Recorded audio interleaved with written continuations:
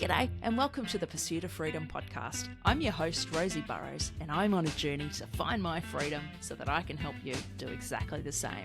Join me each week as I share the stories of everyday people who have found their own paths to freedom. I'm not going to focus on job titles and accolades because I don't care about that stuff, and neither should you.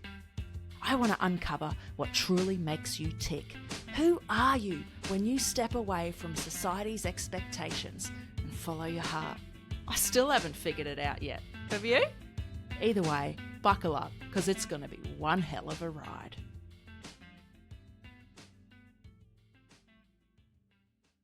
Welcome back to the Pursuit of Freedom podcast. Joining us today is the amazing Carly Pepin. Carly specialises in human behaviour coaching, and she combines her business experience and personal development insights to help entrepreneurs overcome obstacles both in life and business. I think we're going to have an absolute hoot in this episode, Carly, and I can't wait. So thank you so much for joining us. Thank you for having me here. I'm looking forward to this. Yeah. So I want to hear a bit about your background. Where did this human behaviour coaching come from? Because I'm sure that wasn't always part of your life. Yeah, I've definitely loved human behavior forever. I really wanted just to know why people do the things they do, right? Including myself. And so it's kind of been something that when I was a kid, just like, I was like the consistent, someone would give me an answer and I'd say, why, until they get exhausted with me or we've exhausted all whys or gotten to our destination. So it's been quite interesting to me. It really became an opportunity for a career. I had decided to move to Australia when was it? It was about like 13 years ago. Yeah. And during that time, I had moved there just because I was really struggling with my life. You know, I was just feeling really disconnected. I was anxious, depressed, all that fun stuff. And I blamed where I lived. I thought it was Los Angeles' fault, which it wasn't.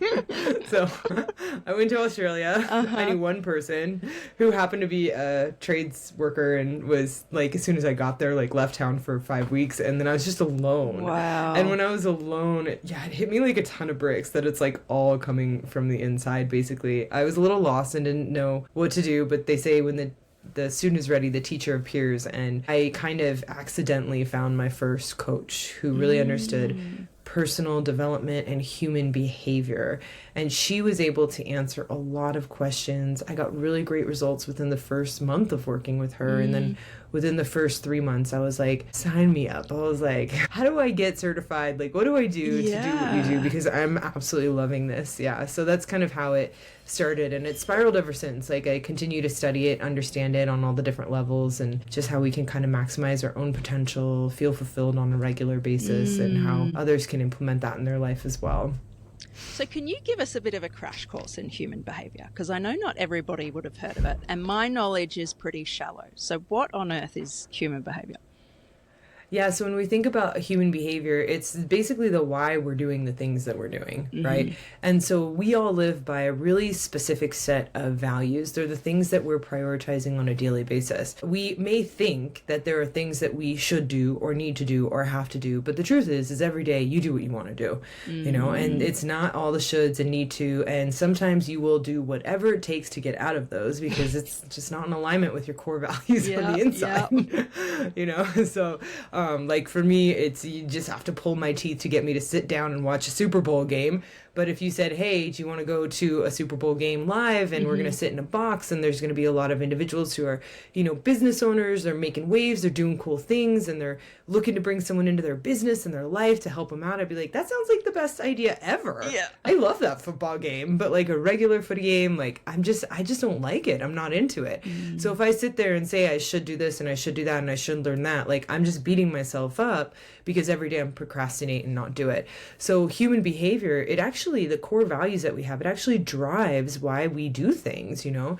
It drives how we are either supportive towards individuals or challenging. If we really feel that someone's going to support those core values, we really dive in and we embrace them. If we feel that they're going to challenge our core values, we want to push them away. We want to get rid of them, right? And so if anyone, like if someone told me, I had a friend who told me one time that I did too much personal development.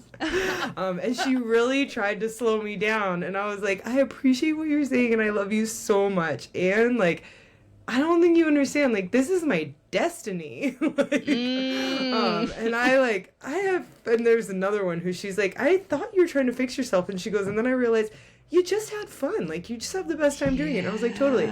So guess who's still in my life? The one who's like, oh, I just see this as fun for you, not the one who every day is trying to me to like get me off my destiny, right? And so that's our core values. That's what we actually intrinsically live by. And the craziest thing is every behavior you have can be explained by those core values, and whether they're supported, they're challenged. It's pretty wild.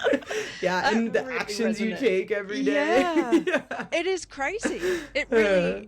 It really is, and I'm a huge advocate for getting people to kind of uncover what their core values are, because I think a lot of us don't even know what they are, which sounds ridiculous, but I think a lot of us don't.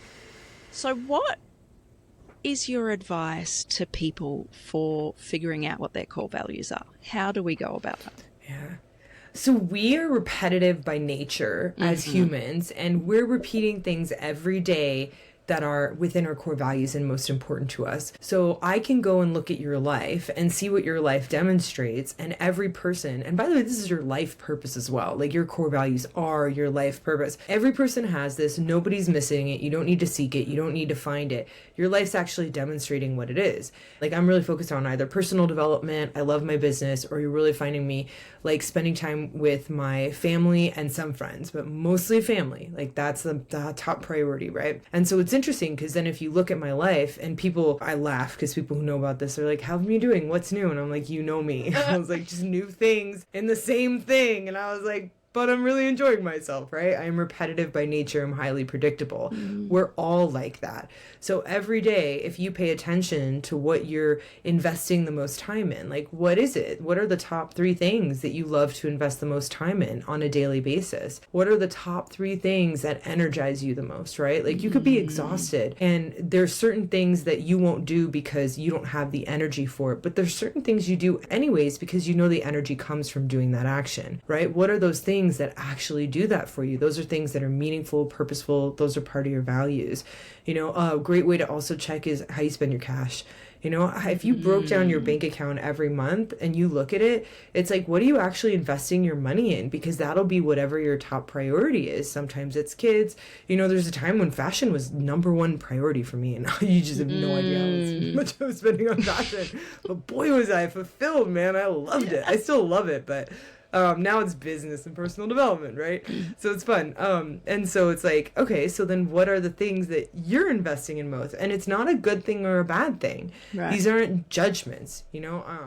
Cardi B's really funny. She spends like $300,000 a month on beauty, you know? But if you look, and if you look at her, what's her job? What's part of her job? And she made her career out of something meaningful to her so she could invest that money and time in it, you know? So it's like, there's no good or bad core value. There's no good or bad value, purpose, anything like that. It's actually just what's most important to you, and then we ask how we can create more of that in our lives, right? And what jobs would fulfill that, what careers, things like that.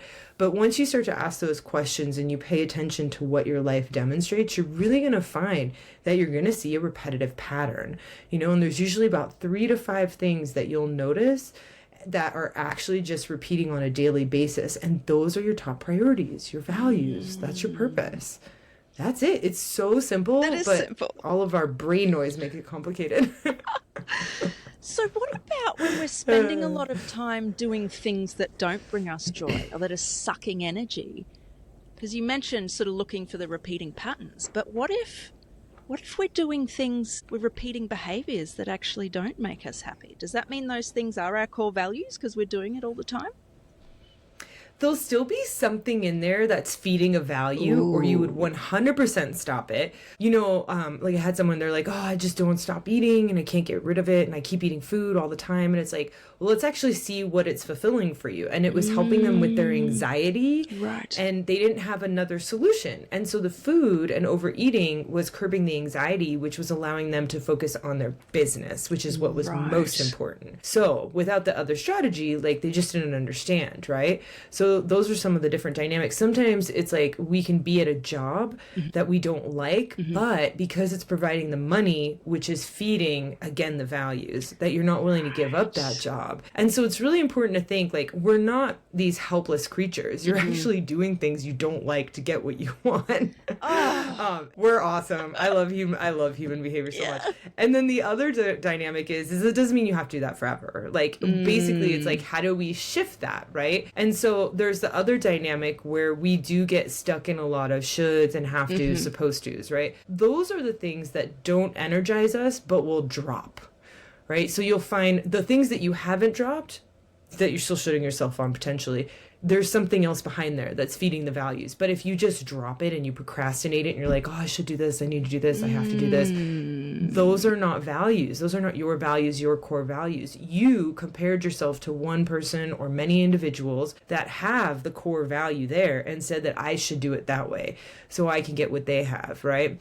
And the interesting thing is like fitness is a great, easy example, right? Someone could look at someone who's super fit and be like, I need to do exactly what they do to get that body because that's what I should do and I have to do. When reality is like when I just started doing the fitness stuff that I loved, I walk the dog, I like boxing, I like yoga, I like rollerblading, I love volleyball, I like being outside. I'm like, if I could be outside, like that's amazing. Then I started working out so much more.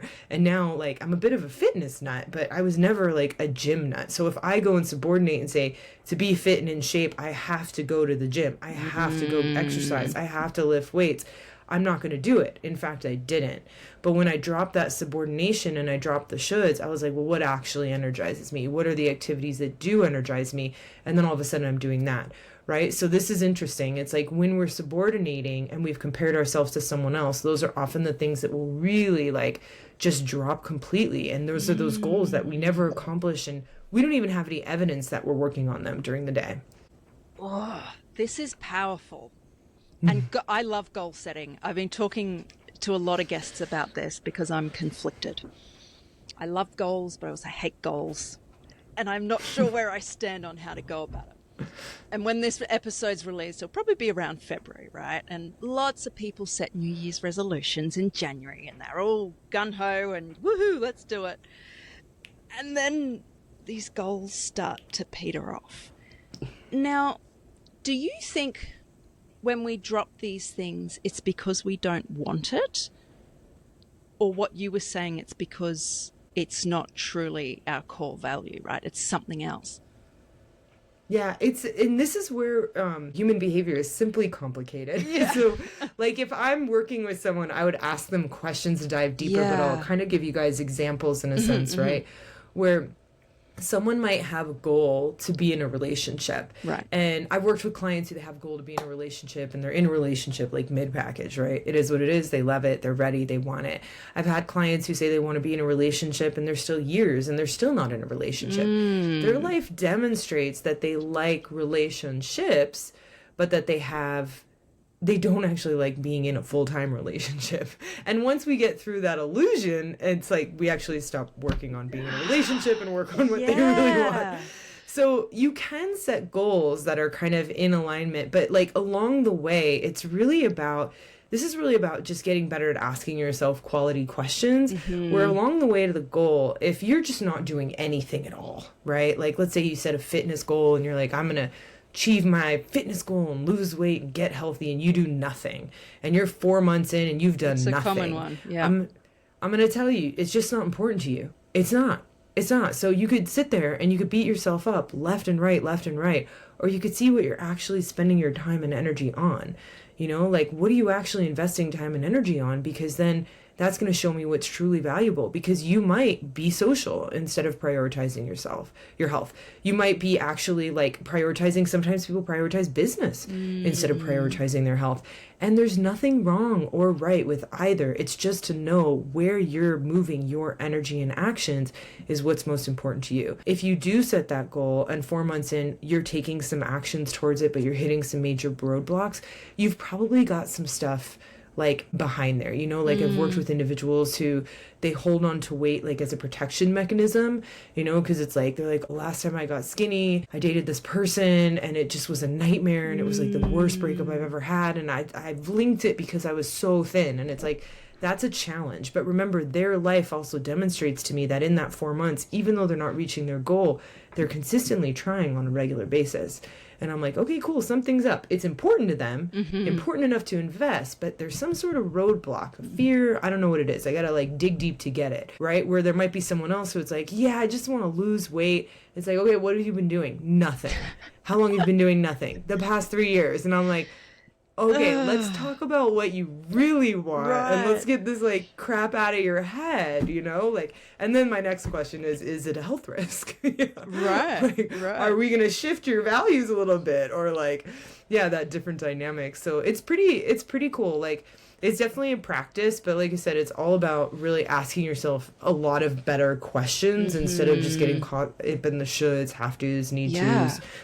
Yeah. Because it's so easy to get caught up in the shoulds. So easy.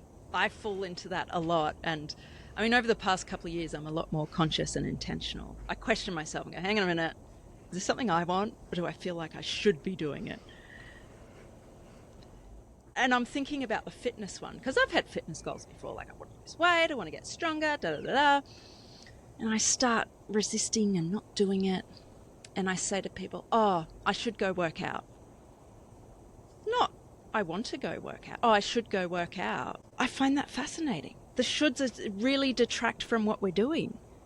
But can you give us an example? I'm going to share with you a goal that I've had for a while, and I'm kind of stepping away and dropping it because I'm realizing it's probably not what I should be doing. But I'm still hanging on to it a bit. So I want to hear how you would work through this. So a goal for a long time has been to start an online course that I can run remotely. It's evergreen, and I earn my full-time income through that. But it hasn't happened. And this goal has been since, I'm calling it a goal, I guess it is. The goal's been since probably 2019, so it's been a while. It's been a while. Yeah. Okay. Are you taking actions towards it? Like, do you have the course built? Like, what do you have? Anything? I sometimes take action. Like I did a lot of market research, spoke to 50 people, did all the interviews, and it was amazing. And then the next step was sort of like, okay, I need to come up with, what's my niche? What's my value proposition? I invested in a really expensive course to help me do that. And I'd start and I'd go, this is too difficult. And I'd stop and then I'd start again. So there's a little bit of action, but a lot of stopping and starting and avoiding. Yeah.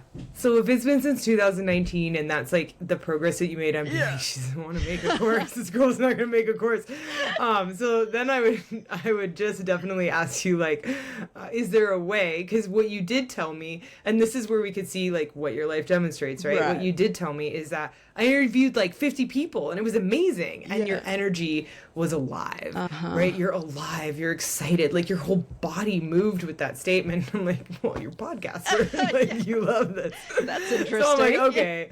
Yeah. So my next thought is, how is it possible? And I don't know if it is, and this is for you to think about. Is it possible to create some sort of course through interviews somehow where you can get on and do some sort of interview style thing and make some sort of educational thing on the background that you could sell? Because I don't think you're just going to sit there and do this by yourself based on what you've told me. But if I can get you to do it in like a podcast style or an interview style and some sort of deep dive, I'm like, that could be cool. I don't know anyone who's done it, but doesn't matter. Doesn't mean it can't be done. And if you can like correlate that, and the person who's most likely to do it that way is someone who's that inspired by like the interviews and the questions and the deep diving for information, and then if you really wanted to, putting together all the worksheets that go with it, hire someone for help. Hire someone for help. And this is fascinating.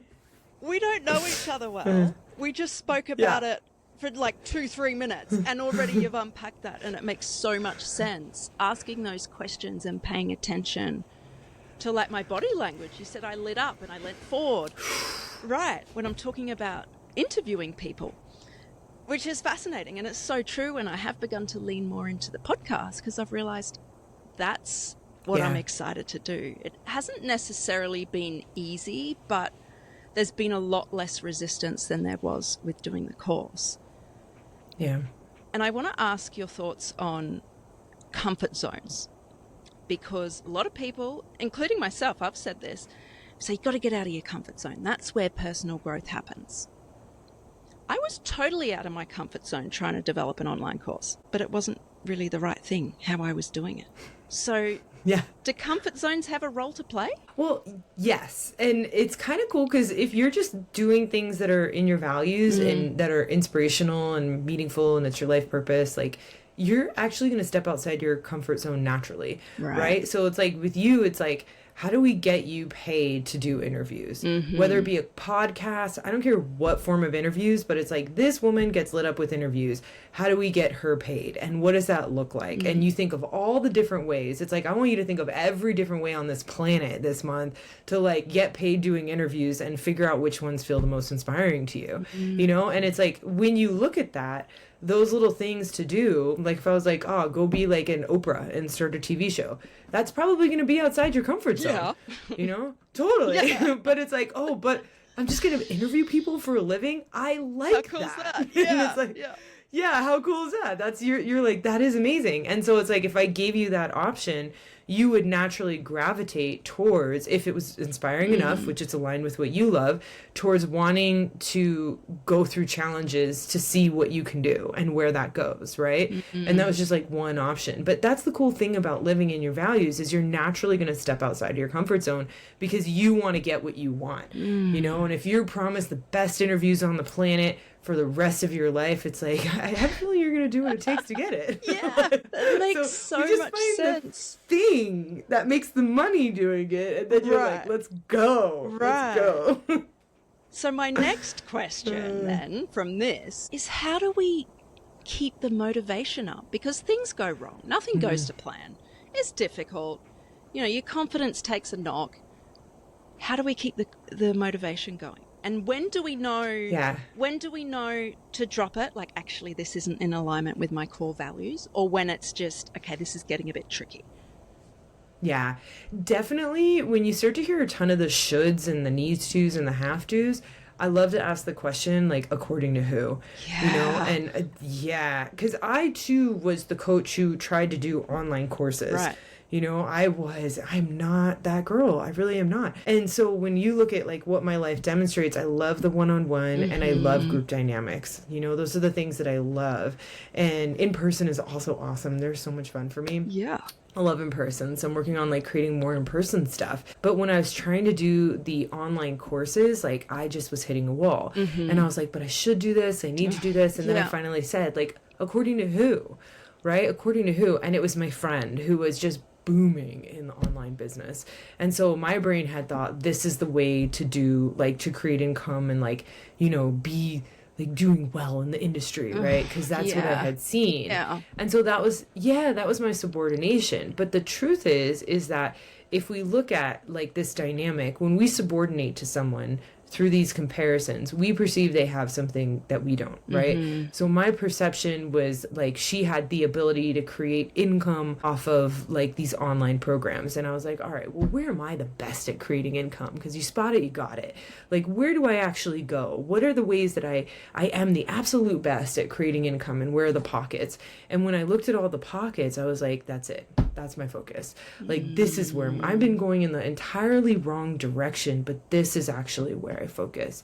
And what's funny is I have a great online presence, because whenever I get a referral, like, it's really helpful for someone to be able to go, and honestly, like with all like the auto posting stuff, I could just like make a post and schedule it now. Right. So it's really not, it's just like a day and it's not stressful anymore. So I'm like, just run, have fun. And then that's there. But the reality is I'm not creating income off of online sales. You know, my income gets created in a different way. The online presence is there specifically just because I know I get referred and people want to look things up. They want information and that's important to them, right? Very important. And so it's really understanding, again, when you look at who you are, what actions your life actually demonstrate and what you're wanting to achieve, how you're uniquely doing it, and then really structuring your life, your business around those things. because it's going to be different. I could get on 1,000 calls and do a ton of cold calls, but I don't like doing that, where some people thrive. And so you have to like ask yourself these questions. It's like, where do you actually thrive? What helps you to thrive? And how do you create structures around that?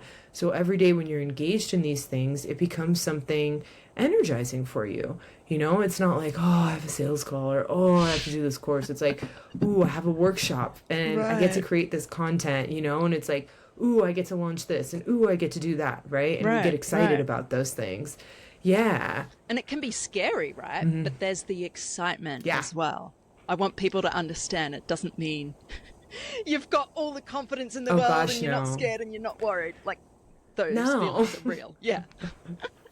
Not only are those feelings real, but they're very natural. Because, like, you know, when I first spoke, there was like, I was at an event and it was a good amount of people. It was nerve-wracking for me, for my first. It was like 50 people and it was an event.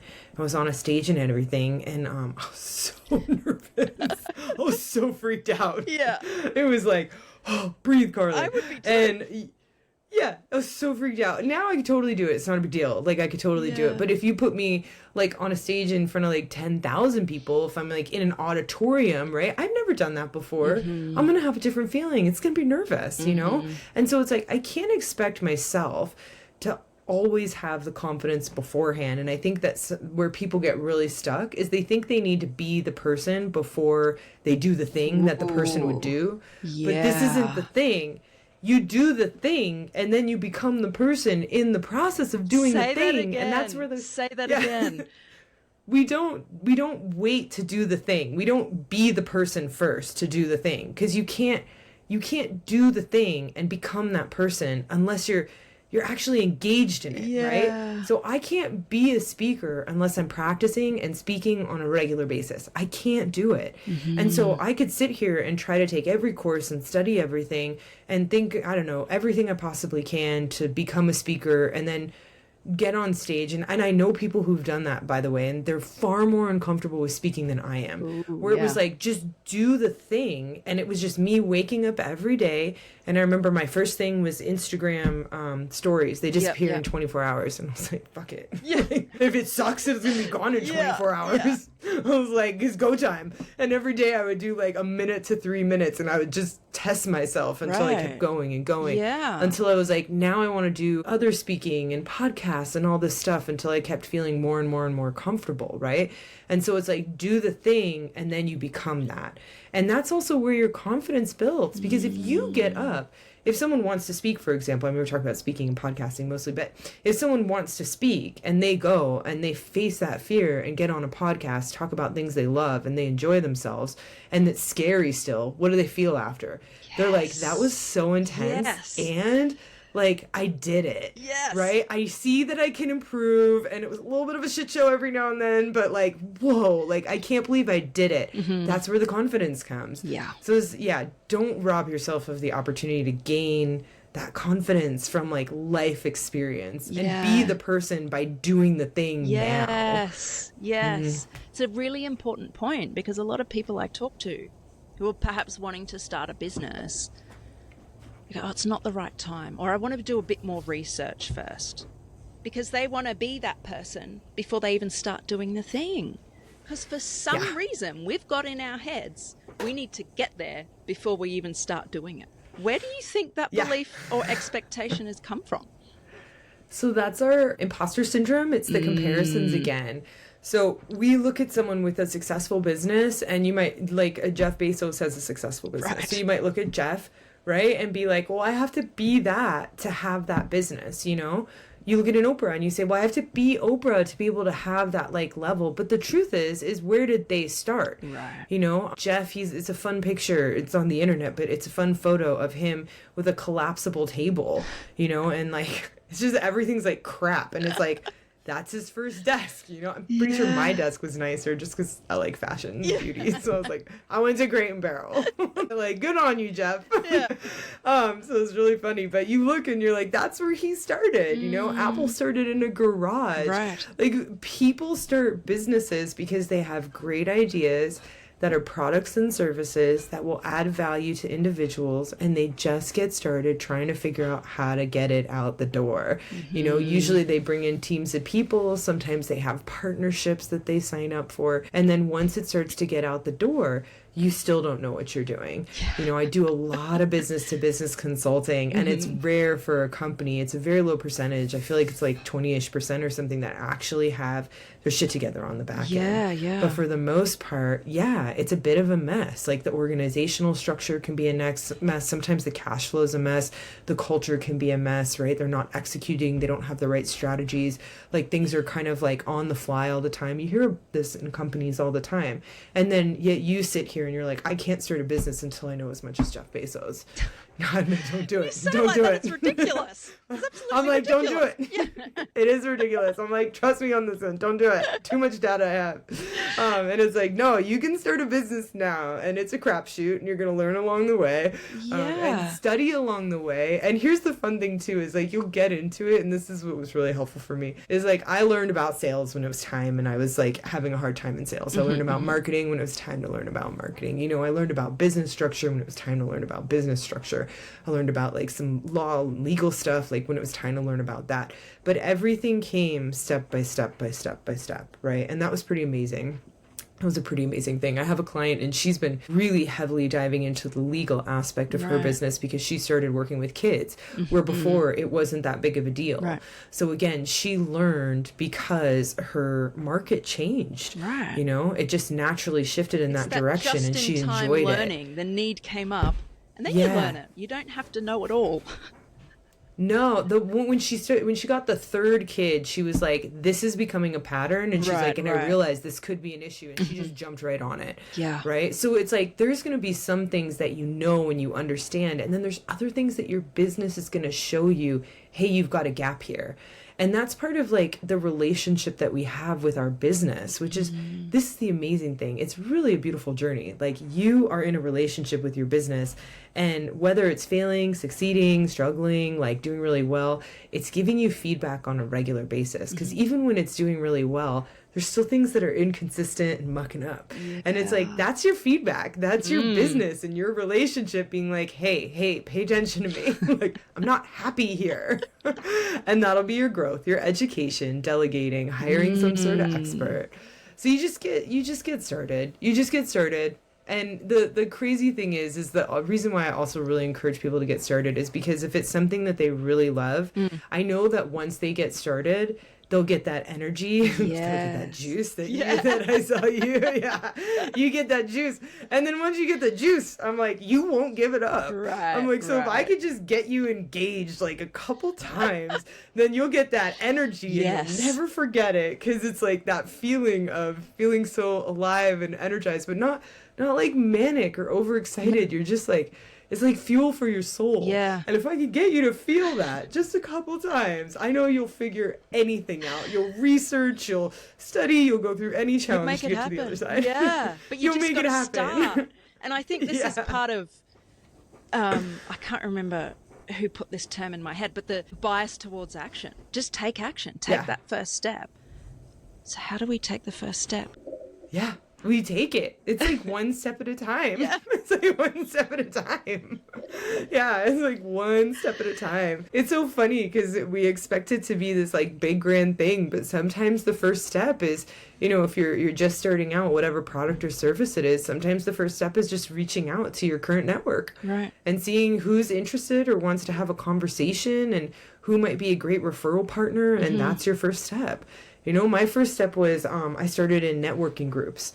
That was like my first thing I remember, because I was like, I don't even know where to go and how to meet people. And this was before like Facebook was all advertised crazy and stuff. So I was like, what do I do? And so my first thing was like networking, and I would go to network events. And I got one client. That was it, one client off of like a year of network events. And I was very diligent, by the way.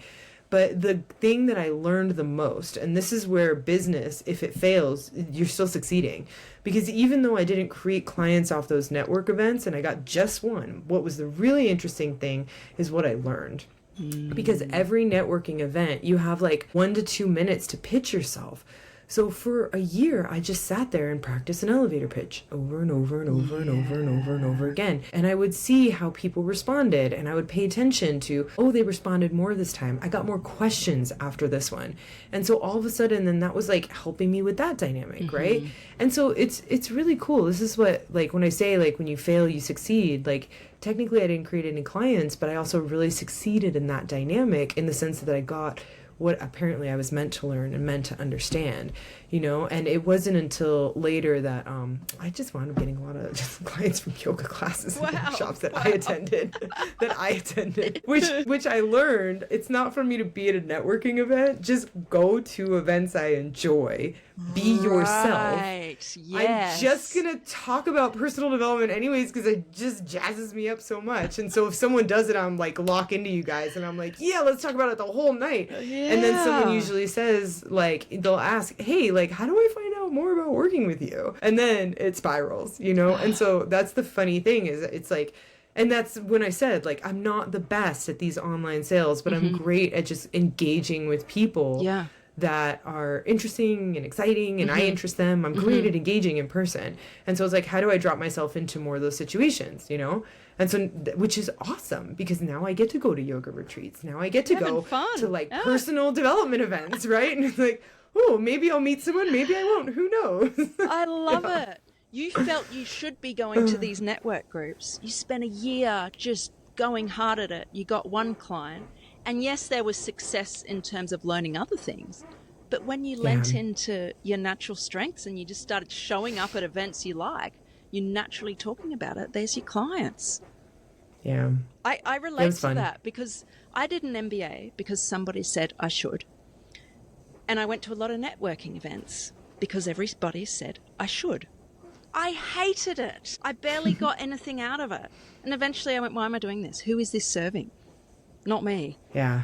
Yeah. It's amazing. And this is the thing too. It's like, we can get caught up in the shoulds for a really long time, you know, like a really long time. But when we clear those shoulds, those need tos, supposed tos quicker, we invest less time in just basically doing things that we don't love to do, that we're not meant to do. It took me a really long time to learn that, a long time. So my business has been formulated.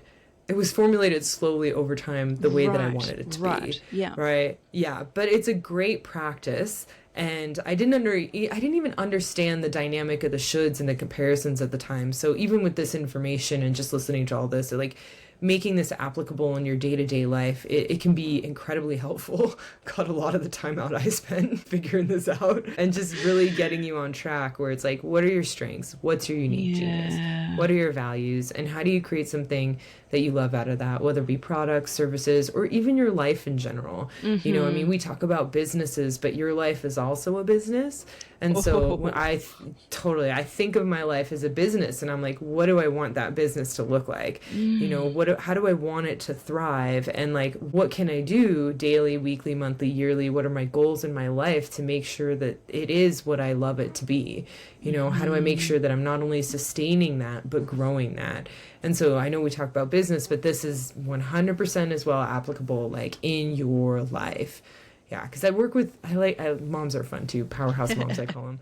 They're the CEOs of the family. Like, I work with a lot of businessmen, and I get to work with their wives too, and they're just these badass CEOs of the family. They're such powerhouses. But again, like, when I work with them, they're really cultivating and crafting, like, what would they love their life to look like? You know, like, it's the environment they raise their kids in, how they raise their kids. The educational component is very specific. Again, CEOs of the family, super badasses. I find that their kids are very connected to their purposes at young age, and they're very focused on nurturing it, you know. So it's like, everyone, no matter who you are, has this opportunity to really craft and cultivate a life that's very inspiring to you. And when you really start to answer those questions, get out of the shoulds, you give yourself permission to wake up every day to things that you would love to do, not that you gotta, have to, need to.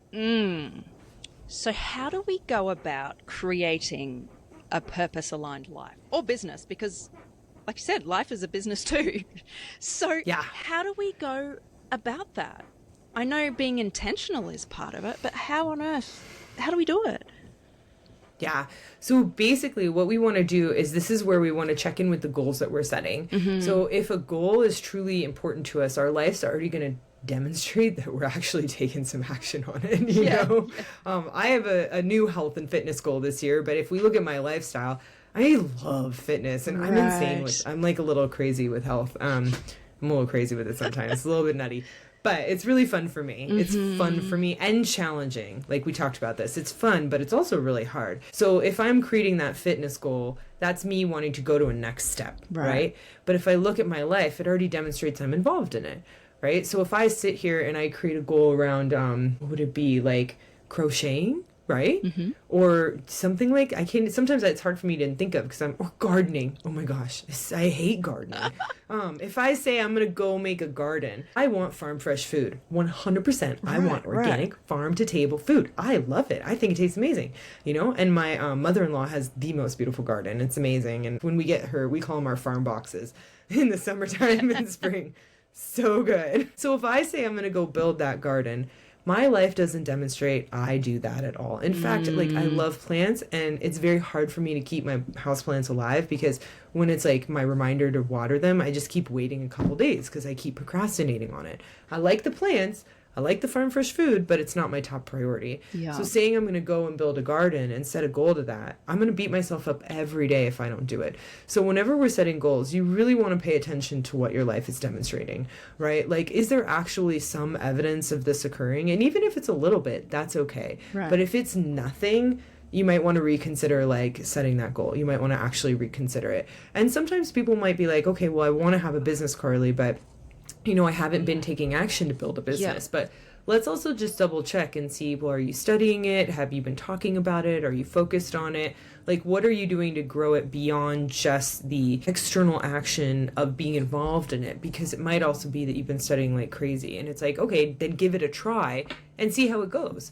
Because you're either a super studier or you really want to have a business. Like you really want to have one. But we'll find out in the first month, guaranteed. You have to start to know and get that feedback. And that leads me to another question. Can our goals change? Can our values change? Yeah, so they can. So it's pretty rare for them to change. Sometimes if people don't like their values, we judge our values sometimes because we don't think they're important. Like, I have a high value on beauty and fashion, super high. So I used to have a lot of shame about the quantity of money that I spend on like clothes and beauty product, all that stuff. I don't have that shame anymore. So I got to work on that. So before I thought I shouldn't have that, where now it's like, I'm just going to incorporate it in. The values that we have, right? We basically we've had them for pretty much our whole life. And what winds up happening is they're often unachievable, these values, which are like our life purpose and end goal. We call it the telos, the end in mind. So if I think about, like, I love personal development. When are you done growing? Never. So, like, never. Can it be fulfilled? No. Like, that is an unfulfillable, like, life purpose. So I'm most likely going to have this for the rest of my life. Like, there's a low probability that's going to go away. You know, even business, like for me, I don't think that there's a cap level for business. Like for me, it's like, well, once I get there, is it possible to go to the next step? Is it possible to get more? Like, I hadn't really thought of that. And then I'll be like, well, I hadn't thought I could be that person, but I'll just put that on the plate. I'll put that on the plate. So business is also a never ending goal for me. So I don't know if that'll change, but there are some people who, like, I had a client and his goal was literally to be a centimillionaire. And then once he hit centimillionaire, he's like, I don't care about making any more money. Like, he didn't want to be a billionaire. He was like, I don't care. I'm done. He's like, I just want to maintain this and I just want to focus on relationships now. So because he achieved an actual end point, which for him was centimillionaire, he could move on to another value, something else, right? So sometimes it's an end goal and an achievement. But again, if we think about things like learning and education, a lot of them are endless. Even health is like an endless goal. Like, it's like every day it's like gravity and aging is going against that. So every day I have something to learn. So The other ways that it can change is through traumatic experiences. Okay, and yeah. so this is interesting. Like someone might have a really high value around their kids, but they could lose their kids and their kids could pass away.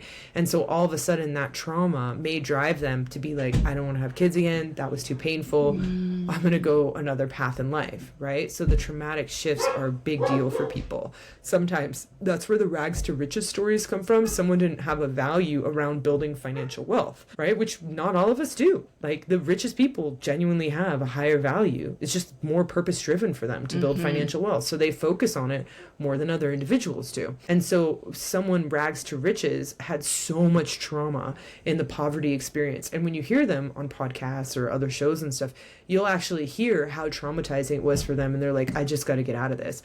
So that level of trauma got them out of not having that value at all to it being a high priority. So trauma can shift your values as well. The other thing that shifts your values is linking. So you can actually link things in your value system to move it up on the scale. So for example, like when I first did my goals and I learned about all this stuff, I had all this financial stuff. Yeah. And like the next year I looked at it and I was like, what did I achieve and what did I not? Yeah. And I looked at everything and I was like, nothing on the financial sector. I was like, whoa. Interesting. I was like, Yeah. I don't have a value on this at all. Like I didn't do one thing.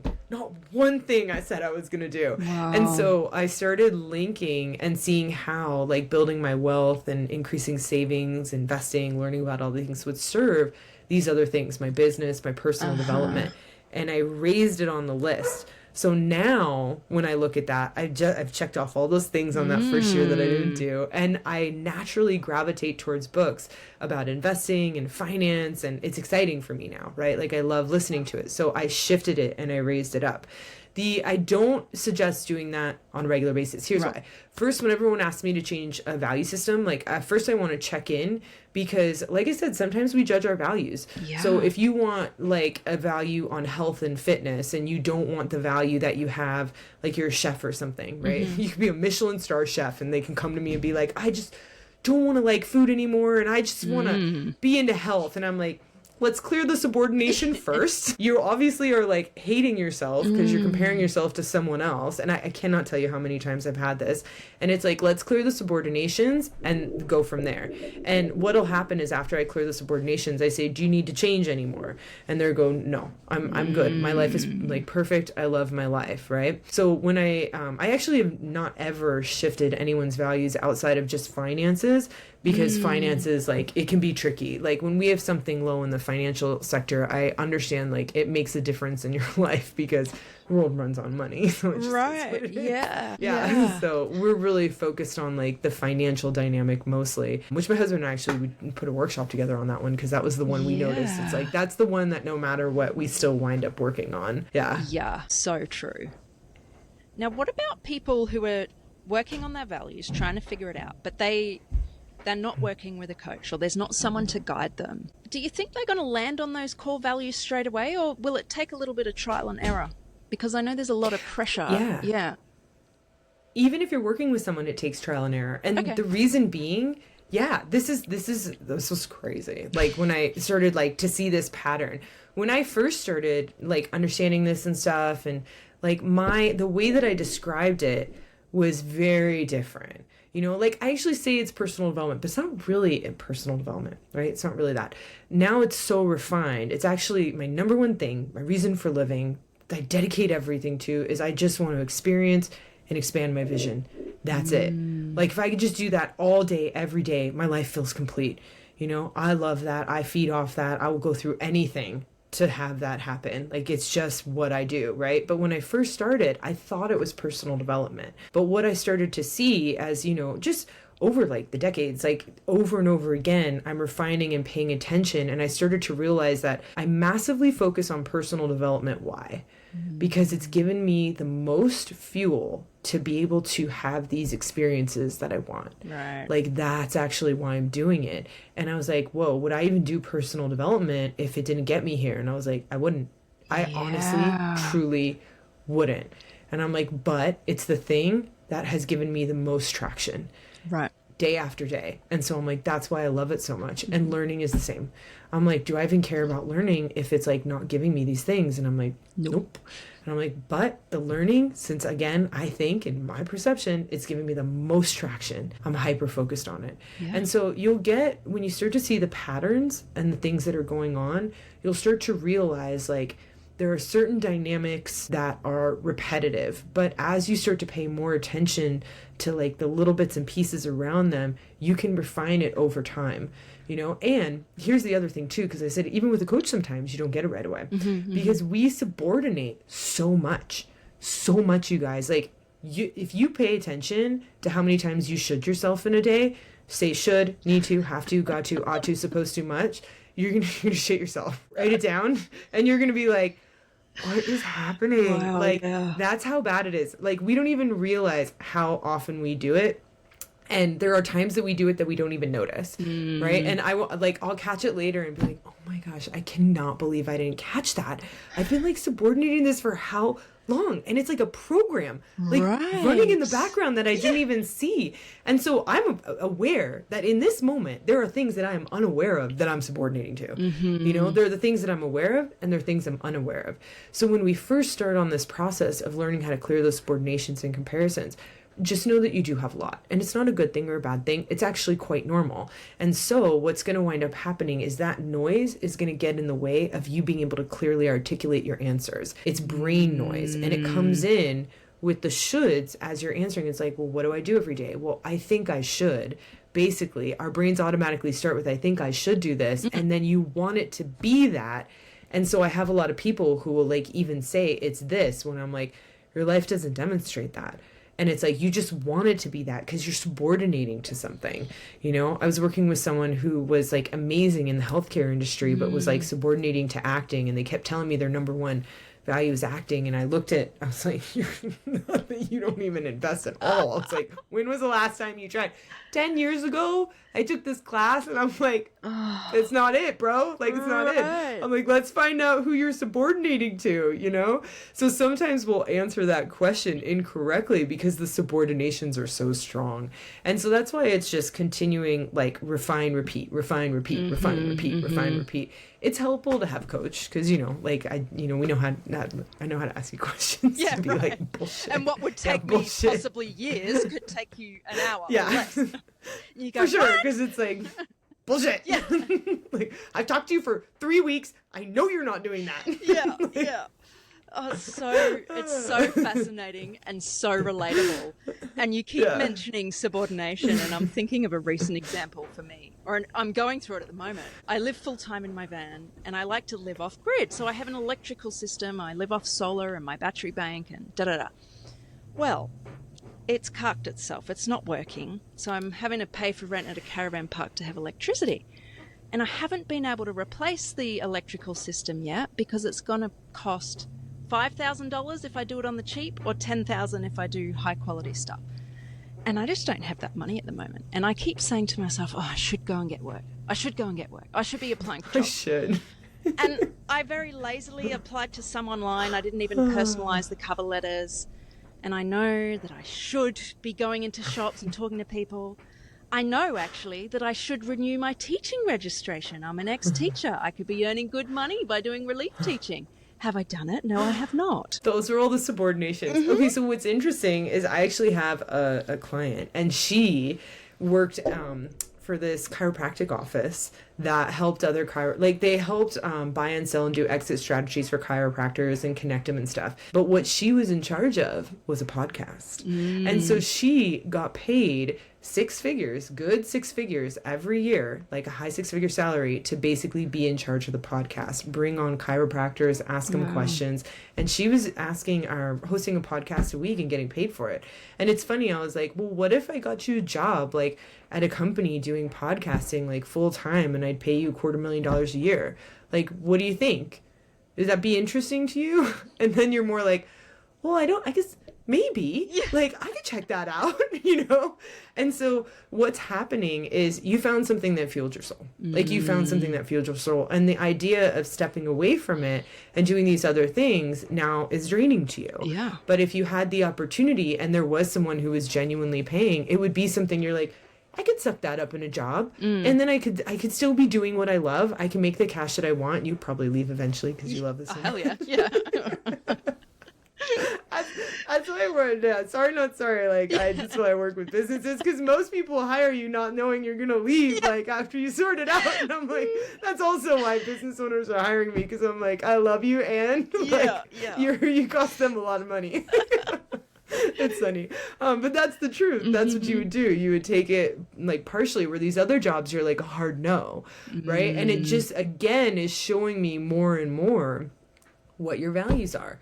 You want to build some sort of business. You want to figure something out. You're willing to go through the challenge to get there. You know, I see that. And so it's like, yeah, if I could just get the cash and I could do some of the stuff I love, and it wouldn't be exactly the way I do it, but I just do it for a little while and get enough cash to sort all this out and launch my business even more. You do it. Yeah. It's like, okay, hands down, I'm done. And so, yeah, it's really important to like pay attention again to the things that light us up, because when we find other avenues where that can be fed, we are easily sold into it. One of our clients, our workshop clients, he works at a huge corporation, loves personal development, obsessed with it. They didn't have anything in personal development before him, and he's been working there for like 10 years, and after the workshop he's like, I want more of this everywhere. And so he actually brought it into this like multi-billion-dollar corporation that now has a personal development sector within the company that he's in charge of running the programs and bringing people in. And it's like, that's crazy. Like, he doesn't want to have a business, but that was something that was so inspiring to him that he made it happen, and now he gets paid to do that. You know, so it's like, really, when you really connect with what you love, you know, the sky's kind of the limit, because it's, you connect with what you love, you get inspired by it, because he's so fueled by it. He can give that giant corporation all the evidence of why this was amazing, sold them on it, which really has helped them and their company as well. And like, it's a win-win scenario, you know? So it's like, yeah, find that thing you love. It might fit into a company you're working. You might be the person who's like, I just want to start a business around this and I'm willing to go through the challenges, but you don't know until you really connect with those things that you love. You know, you don't really know. I think this ties in beautifully to a question I ask every single guest. So, Carly, what does freedom mean to you? Yeah. Okay. So funny enough, freedom also means having restrictions to me. Hey, yeah, say more. Yeah. Okay. Because for me to be free to do what I want, I put restrictions in my life to make sure it happens. Oh, yeah. Right? Yeah. Totally. And so to me, they go hand in hand. But like, then all the restrictions like simultaneously like feel really just in flow, and like I don't feel like, even if I'm tired, I might be tired, and don't get me wrong, physically we can only handle so much. So there's times when I've been like go time and I'm exhausted after. I'm a girl, so I have a period, and my husband will get a call and be like, I'm just so tired this week, and I'm like, I think I'm just gonna cry really quick, and then I'm just gonna get back to work, because that's life, right? So, but again, that restriction of me just going through and moving forward in my day-to-day, regardless of sometimes how I feel, gives me the freedom later on, you know? So it's like later on when I want that freedom, I have it. Yeah. So it's like, I have 4 days off like soon, but I have crazy projects coming up, and I'm taking another week off at the end of the month to go on a yoga retreat. Love it. Yeah, I know, I love it. And I'm taking that time off. Like, I'm going to go off the grid for that one. So to do that, I'm hunkering down now. So I've given myself more restriction. I've put more restrictions on me. I have a more structured schedule, but at the end of it, I'll have the freedom to I won't have to worry about my business. I don't have to worry about the clients. I don't have to worry about everything's taken care of, right? And stuff is also planned for ahead of time. So I don't come home and have to just go bam, bam, bam, bam, bam. Right. So I'll go and put in that extra restriction to get that freedom, you know? And because I got that freedom, right, I also can give myself the opportunity to move forward into new restrictions. Like, financial freedom to me also gives me the opportunity to invest in other businesses, other things I would love to create, which creates a new restriction. And so for me, it's like this beautiful ebb and flow where I'm constantly in and out of like restriction, freedom. But and this again is where the values come in. Like, just if you can formulate that in your value system, you really appreciate it a lot. Like, you appreciate it so much more. Then the restrictions become meaningful instead of feeling like closed up and stuck. Yeah, because it's on the way to the thing that you want to achieve, the freedom that you're wanting to have. And you're like, well, of course I want to do this because it's going to get me that. Yeah. It makes so much sense, but it's such a juxtaposition. Having these restrictions, but then it allows you to have your freedom. But it's such a beautiful balance, and it just goes to show we need to be intentional. Freedom isn't an endpoint, but to experience this freedom, it's not going to happen by chance, is it? No, it really isn't. It's not. Damn it's it. not random. No. And I tell people this all the time, and I'm like, I know going with the flow. I am a go with the flow girl as well. Right. But like the way that I get to go with the flow is different because there's a balance of flow and structure. So even the last time I traveled to Paris, like I love Paris, and I don't want to miss what I don't want to miss. So my days are structured. I map out, like I said, I love fitness, so I just map out the whole walking. Just walk the whole thing. And sometimes I'm like, okay, don't walk that. Take the train here, right? But my whole schedule is mapped out for the day. And it's mapped out in such a specific way. I'm going to go to lunch in the exact place I want to go to lunch to. I don't want to just eat. I don't want to eat crap food. I'm in Paris. Don't make me eat crap food. I'm going to find a beautiful restaurant that I have certainty is going to give me the authentically beautiful food that I want to eat. And it's going to be mapped out perfectly. So I make sure I get there on time, right when they open. And also dinner. Dinner starts at 7 there. So my whole day is mapped out to also make sure I get to dinner at the right time. I'm going to the stores that I want to go to. I'm also going to all of the museums that I want to go to. And in between all these little places, because I'm walking, is where my flow is, right? So I have this whole structure, but the in between is the flow. And I don't just do like, it has to be exactly that time. I give myself leeway so that, I might not stop anywhere. And then at the end of the day, I'm like, what is that? I didn't know that was there. I'm going there. Or you're eating lunch and they're like, you got to check this out. You're going there, check this out on the way. And so I have space in there to have the flow. But at the end of the trip, I don't ever say, like, I felt restricted. I go home and I'm like, I did everything that I was inspired to do, and I got all this extra stuff, and like I can't wait to tell. Like, I didn't go with my husband this time. I was like, I can't wait to tell you. Like, and I would call him at the end of the day and share with him the experience and the insights and everything that occurred. So again, it's like this balance, and I give this example because it's like a balance of structure and flow. And having the structure, that strict structure, doesn't get rid of the flow. It supports it to a greater degree. And so then I didn't just wander around Paris and then leave, which I've done before, and be like, I cannot believe I missed that. I cannot believe I missed that. Like, this time I was like, whoa, like, I could not believe what I got out of this trip. And the insights were so profound. Like, I've used them in my coaching sessions ever since. Wow. Ever since I went. Yeah, which is amazing. And so it's like, really give yourself the opportunity when we think about structure and creating freedom, is build the structure so that you don't miss out on the things in life that are important to you, that would really be inspiring to you and fuel you. Build the structure, build the restraints, build the restrictions around that, because once you're in it and you're experiencing it, that's where the freedom is, and to get there, we build all these like complicated little things, and then we get there and we're like, whew, like the freedom I feel, even though there's so many restraints, it's so freeing. Like, it's so freeing. Yeah. Because you're in it and you experienced it and you got it. Yeah. Carly, this conversation has been amazing, and I'm just going through some of my key takeaways. And these aren't your words. I'm going to probably butcher it, but we can't be the thing until we start doing the thing. So just take action. That really stuck with me because I'm someone who often gets caught in the analysis paralysis, and I'm just going to keep researching, and I just want to learn a little bit more, and I'm not ready. It doesn't really get me anywhere. And then I've forgotten the second thing I was going to say. Maybe it will come to me. But what you were just saying about the restraints. We're not going to experience life the way we want to if we don't have these restraints. Simple as that. Start being intentional, people. I think that's so important. We can't just, we can just go with the flow of life, but if we do, are we going to live the life we want? Probably not.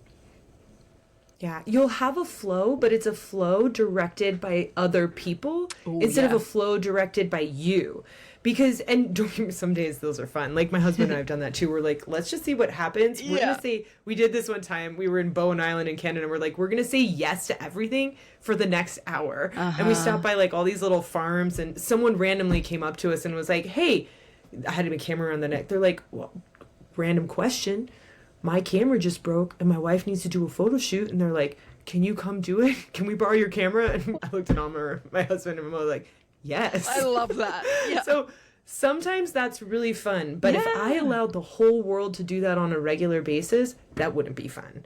You know, because I actually have things that are inspiring to me, purposeful, meaningful. And so I'm more likely to like structure it the way that I want and play around every now and then. One other really funny story to really cement in just do the thing is there's a yoga teacher that I was really into. And he used to do this thing where he would float, right? So he would just float when they jump from like downward dog up to Tadasana, right? So the standing pose. And he would just like float into it. Like he looked like a superhero. It was amazing. And I waited 10 years to go to his workshop. And it happened to be in Naples right after my husband and I got married in Italy. And I was like, babe, let's extend our thing just 3 days, well, 4 days in Naples so we can have a day. And I was like, and I'm going to go to this workshop. I'm waiting 10 years and I feel like I'm finally ready. Yeah. And it's just so funny because like, I really didn't think that I was ready for it. And I was like, I still don't feel ready, but I'm like ready enough. Right. So we get to this workshop and he's a world-renowned teacher. And I've been studying like crazy with this other guy who's like super intense and awesome.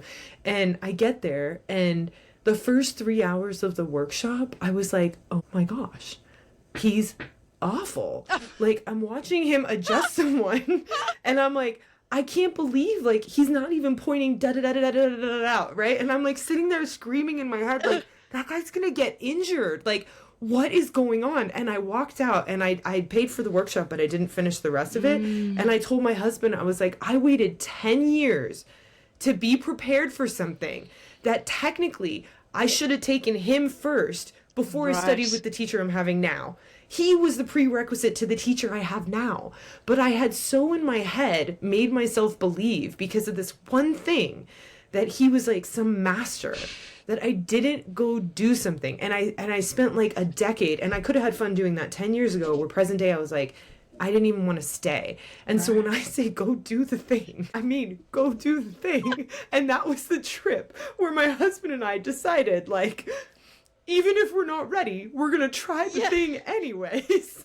Like, and we had a good laugh about it. And we're like, if we got anything out of this, man, and this experience, I was like, it was definitely the personal development of like, if you want to try the thing now. Yeah. You know, and don't wait the 10 years to try the thing, because in 10 years you're going to surpass it. And then you'll try the thing and be like, why did I wait so long? Right. That is such a good philosophy to live by. And people listening, even if you don't feel ready, just do the thing. Just do it anyways. Just do it. Yeah. Get on with it. Just do it. Yeah. Don't do what I did. Yeah. And on that note, Carly, I just want to say thank you so much. This has been a really engaging conversation. And you've got me thinking about a lot of things. You know, when I mentioned this online course thing and what you picked up on me talking about doing interviews and stuff, I'm going to be going away and doing a lot of thinking and reflecting. So thank you for that. That's been really profound, and just your take on what freedom is and, you know, human behavior and our core values and how to uncover that and how we get caught up in the shoulds. This is so much you have covered. I think I need to go listen to this episode again and take some notes. Thank you. This was really inspiring. Yeah, thank you so much. And I appreciate you sharing that example too, because I know people will see the energy and feel it too, so they can relate to that. Yeah, I hope so. Thank you. Yeah, thanks.